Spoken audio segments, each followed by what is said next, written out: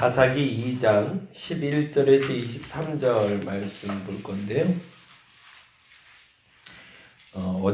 제가 이제 나눠드린 프린트물에는 그게 잘못됐는데 1장 1절에서 2장 9절까지 보시면 됐고, 그리고 오늘은 2장 10절에서 원래 3장 31절까지 보시게 됩니다.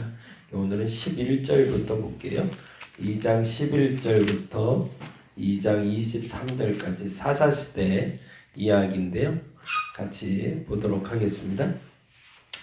이스라엘 자손이 여호와의 목전에 악을 행하여 바알들을 섬기며 애굽 땅에서 그들을 인도하여 내신 그들의 조상들의 하나님 여호와를 버리고 다른 신들 곧 그들의 주위에 있는 백성의 신들을 따라 그들에게 절하여 여호와를 진노하시게 하였으되 곧 그들이 여호와를 버리고 바알과 아스다롯을 섬겼으므로 여호와께서 이스라엘에게 진노하사 노력하는 자의 손에 넘겨주사 그들의 노력을 당하게 하시며 또 주위에 있는 모든 대적의 손에 팔아 넘기심에 그들이 다시는 대적을 당하지 못하였으며 그들이 어디로 가든지 여호와의 손이 그들에게 재앙을 내리시니 곧 여호와께서 말씀하신 것과 같고 여호와께서 그들에게 맹세하신 것과 같아서 그들의 괴로움이 심하였더라. 여호와께서 사사들을 세우사 노략자의 손에서 그들을 구원하게 하셨으니 그들이 그 사사들에게도 순종하지 아니하고 오히려 다른 신을 따라가 그들에게 절하고 여호와의 명령을 순종하던 그들의 조상들이 행하던 길에서 속히 치우쳐 떠나서 그와 같이 행하지 아니하였더라. 여호와께서 그들을 위하여 사사들을 세우실 때에는 그 사사와 함께 하셨고 그 사사가 사는 날 동안에는 여호와께서 그들을 대적의 손에서 구원하셨으니 이는 그들이 대적에게 압박과 괴롭게 함을 받아 슬피 부르짖음으로 여호와께서 뜻을 돌이키셨음이거늘 그 사사가 죽은 후에는 그들이 돌이켜 그들의 조상들보다 더욱 타락하여 다른 신들을 따라 섬기며 그들에게 절하고 그들의 행위와 배역한 길을 그치지 아니하였으므로 여호와께서 이스라엘에게 진노하여 이르시되 이 백성이 내가 그들의 조상들에게 명령한 언약을 어기고 나의 목소리를 순종하지 아니하였은즉 나도 여호수아가 죽을 때에 남겨둔 이방 민족들을 다시는 그들 앞에서 하나도 쫓아내지 아니하리니 이는 이스라엘이 그들의 조상들이 지킨 것 같이 나 여호와의 도를 지켜 행하나 아니하나 그들을 시험하려 함이라 하시니라. 여호와께서 그 이방 민족들을 머물러 두사 그들을 속히 쫓아내지 아니하셨으며 여호와의 손에 넘겨두지 아니하셨더라. 아멘. 아멘. 괜찮으신 거죠? 네. 감사합니다. 네. 어제 많이 놀랬는데. 네. 감사합니다.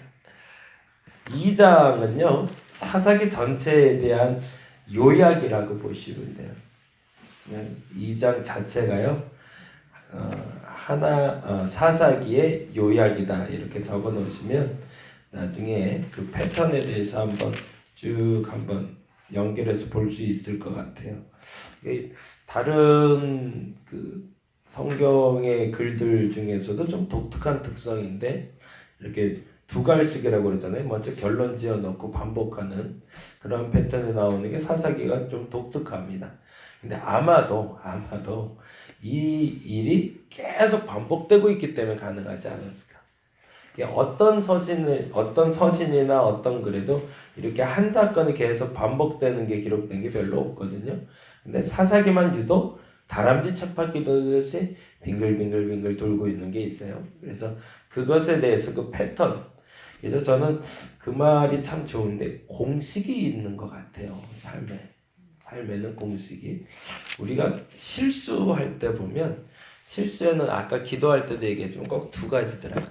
조급해서 100% 실수하더라. 조급하면. 네. 조금 서두르면 그 서두름 때문에 꼭 실수하거나 아니면 게을러서.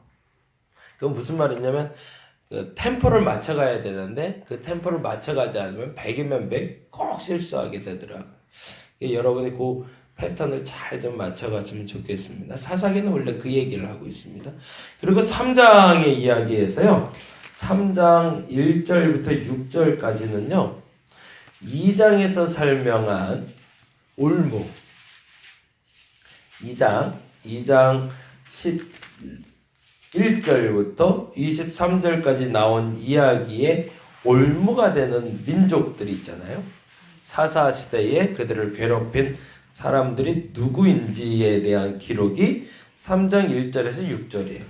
그러니까 정확히 말하면 이렇게 표현하면 좋겠는데 23절에 보면 여호와께서 그 이방 민족들을 2장 23절에 여호와께서 그 이방 민족들을 해서 이방 민족들의 동그라미를 좀 해놓으시고요. 여호와께서 그 이방 민족들을 머물러 두사 그들을 속히 쫓아내지 아니하셨으며 여호수아의 손에 넘겨주지 아니하셨더라라고 되어 있을 때 그 이방 민족들이 바로 3장 1절에서 6절에 나오는 민족들입니다. 그래서 그 이 민족들을 읽어보면 3절부터 이렇게 나오고 있잖아요. 블레셋의 5군주들과 모든 가나안 족속과 이렇게 해서 쭉 나오고 있어요. 그래서 그들이 이스라엘의 올무가 된 민족들이다.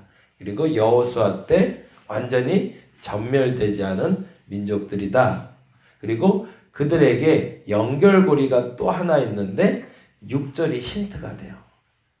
그들이 왜 올무가 됐는지. 그들 자체가 악한 게 아니라 그들이 왜 이스라엘의 올무가 됐는지가 3장 6절에 다음과 같이 되어 있습니다. 3장 6절 같이 볼까요?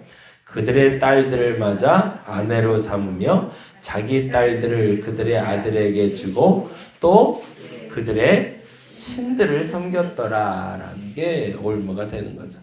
사랑이라는 이름으로 들어온 우상인 거죠. 그렇죠? 좋아 보이는데 제가 그 얘기 많이 하잖아요. 참 좋아 보이는데 그 좋아 보이는 게 바르지 않은 게 있다. 그렇다면 해야 되나요? 안 해야 되나요? 안 해야 되죠. 아무리 좋아 보여도 아닌 건 아닌 거예요. 근데 그 좋아 보이는 것이 내 것이라 여겨주는 순간 그때부터 죄도 같이 따라 들어온다는 거죠. 근데 우리는 끊임없이 알고 있음에도 불구하고 뭐 한다고요? 반복한다는 거죠. 왜 반복하는가? 그 얘기가 바로 2장 11절에서 23절입니다. 같이 볼까요?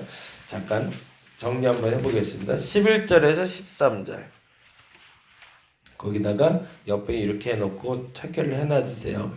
2장 11절에서 13절입니다. 반복되는 죄라고 좀 적어놔주시면 좋겠어요. 이제 패턴을 얘기할 건데요.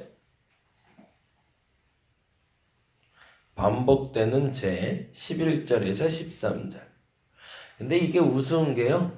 대단한 것도 아니고요. 일반적이고 상습적인 죄라는 뜻을 갖고 있는 죄입니다. 여기서 죄라고 얘기할 때 이 죄는요.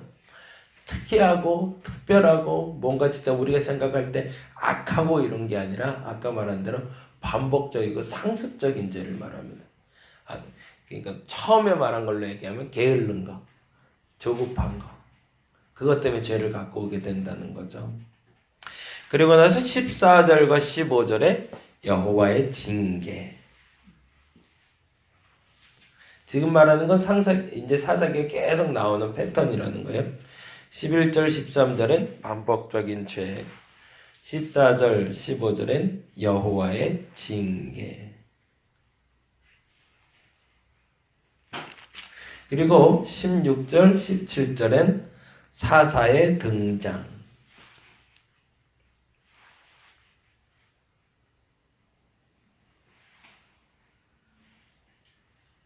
18절, 19절에 반복적인 패턴, 공식 이렇게 적어주시면 좋겠네. 18절, 19절에 반복적인 공식.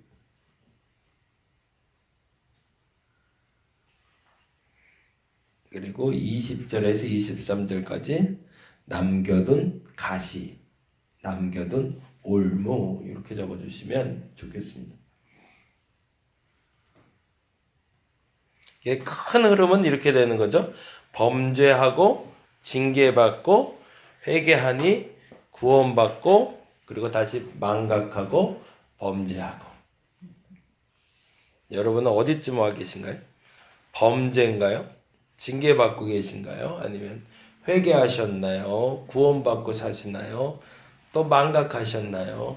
범죄 준비 중이신가요? 이게 사사시대의 얘기뿐만 아니라 우리 시대의 동일한 이야기라는 거죠. 어저께 자려고 하는데 우리 또 하람이가 또 질문을 하더라고요. 그래서 너무 좋아요. 감사하게 그 어린애가 이제는 그래도 진짜 아빠가 목사라고 성경 얘기를 물어봐요. 그래서 얼마나 감사한가 몰라. 어제는 계시록 얘기를 하는데 자기 친구가 계시록에 4가지 재앙이 나온다고 그러더래요. 4가지 재앙.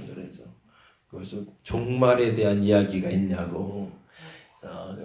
그런 거 아냐고. 그랬더니 그렇다고. 그래서 그것 좀 설명 좀 해보래요. 그게 어떻게 되는 건지. 그래서 그러냐고. 그래서 이제 설명을 좀 해줬죠. 그래서 4가지를 기억하지 말고 7개를 기억하는 게 좋겠다. 그래서 그 봉인, 7 나팔, 지난번에 설명했던 그리고 7개의 대접 그리고 나서 징계가 받고 이렇게 해서 얘기했어요. 그때 이제는 가서 설명을 좀 해줘야겠다는 거예요. 그래서 아는 척을 좀 하고 싶었나 봐요. 그래서 잘 외워서 가라. 헷갈리지 말고 4개가 아니라 7개다. 그래서 7개 이렇게 설명할 수 있어야 된다. 그때 재밌대요. 그래서 이제 성경을 좀 봐야겠다는 거예요. 그래서 이거 잘 됐다 그랬는데 그 말에서 깨달음을 얻었던 건데 맞아요. 결론적으로 항상 하나님께 나오는 건 심판입니다. 심판. 근데 안타깝게도요. 계시록도 사사기처럼 패턴이 돌아가고 있다는 거예요. 7개의 봉인이 떼지고 7개의 나팔이 불려지고 7개의 대접이 쏟아지고 똑같은 사건들에 대한 반복이 계속 나오고 있어요. 근데 사람들이 변하던가요? 안 변하더라는 거죠. 그리고 재미난 건 이 사사라는 분들인데요. 이 사사라는 말은 다스리다라는 뜻이 아닙니다. 재작년에 설교할 때 제가 한번 얘기했던 것 같은데 사람들은 사사를 지도자로 착각을 해요. 근데 지도자가 아닙니다. 판관이라는 단어를 써요. 판관. 그리고 사사라는 단어는 판결하다라는 뜻입니다. 조금 더 쉽게 표현하면 심판자야. 심판자. 하나님의 심판을 대리해주는 자를 사사라고 부릅니다. 그게 사사기의 특징이에요. 그게 무슨 말이냐면 이들은 지도자들이 아니라는 거예요. 왕이 아니라는 얘기입니다. 그래서 사사기의 마지막엔 이들에게 왕이 없으므로라는 단어가 나오는 거예요. 사실은 끊임없이 사사기의 글에서 가장 위대한 점은 하나님의 왕으로 존재할 수 있는 기회가 존재하고 있었다는 거예요. 근데 사사기가 끝나고 나선 아예 인간이 왕이 되어버리죠. 그게 가장 어찌 보면 이상적인 기독교 국가, 교회 공동체에서 가장 꿈꾸는 이상적인 사회는 사실은 사사시대입니다. 여호수아나 모세 시대도 아니고요. 그건 우리의 일반적인 삶의 모습이고 그것이 조직을 갖춰졌을 때 나갈 수 있는 가장 이상적인 모습은 사사시대입니다. 근데 우리가 이 굴레에서 한 가지만 벗어나면 되는 거죠. 범죄. 근데 이 범죄의 가장 큰 요인이 뭐냐면 망각에 있습니다. 끊임없이 사사들로 말미암아 심판받고 있는데 그 심판받았던 이유를 자꾸 까먹는 데 있어요. 근데 왜 까먹느냐가 아까 말했던 그 원점으로 가는 겁니다. 내가 좋아하는 게 자꾸 생겨서 그렇습니다. 하나님이 좋다 말하는 것이 아니라 내가 좋아하는 것이 생겨서 내 여인을 삼고 내 남편을 삼아 그들로 말미암아 우상이 들어오는 게 범죄가 됩니다. 그 패턴이 반복되고 있더라는 거죠. 저와 여러분에게 망각되고 있는 것이 뭔지를 잘 한번 살펴보시기 바랍니다. 내가 무엇을 좋아하는가를 보시면 돼요. 내가 무엇을 즐겨하는가? 무엇을 좋아하는가? 근데 그것이 하나님이 좋아하시고 하나님이 즐겨하실 것인가? 그렇지 않다면 끊어야 됩니다. 그걸 못 끊어내면 망각하게 만들어버립니다. 뭘요? 이게 죄인지, 이게 악인지, 이게 선인지 망각시켜버리고 우상이 내 안에 들어와서 그 우상이 나를 지배하게 되더라는 거예요. 그럼 뭐가 온다? 결국엔 심판이 올 수밖에 없다는 거예요. 저와 여러분에게 이 움직임 속에 하나님이 기뻐하시는 일을 찾아서 망각의 영이 움직이지 않도록, 그리고 하나님의 새로운 성령께서 역사하시는 오늘 한날이 될 수 있도록 기도하는 저와 여러분이 되기를 간절히 바랍니다. 기도하겠습니다. 하나님, 내가 좋아서 죄를 짓게 되는 것이지 싫은 대로 죄를 짓는 사람은 없습니다. 근데 핑계는 그렇게 됩니다. 하기 싫었는데, 하지 않으면 안 되는 줄 알았는데, 지난 다음에 그 얘기 한들 무슨 소용이 있습니까? 하지 말아야 될 거는 발도 담그지 말아야 됩니다. 근데 하지 말아야 되는데 살짝 발 담가 보고 하면 안 될까라고 착각하며 또 망각합니다. 잃어버린 기억 속에서 새로운 기억이 떠오르게 하여 주옵시고 꼭 해야 될 일, 이것이 내가 좋아할 일인지 즐겨할 일인지가 아니라 하나님이 기뻐할 일인지 하나님이 즐기시는 일인지 점검하고 점검하여 그렇지 않다면 오늘 당장 속히 끊어버리게 하여 주시옵소서. 감사합니다. 고마우신 예수님 이름으로 기도드렸습니다. 다 같이 기도하고 돌아가도록 하겠습니다.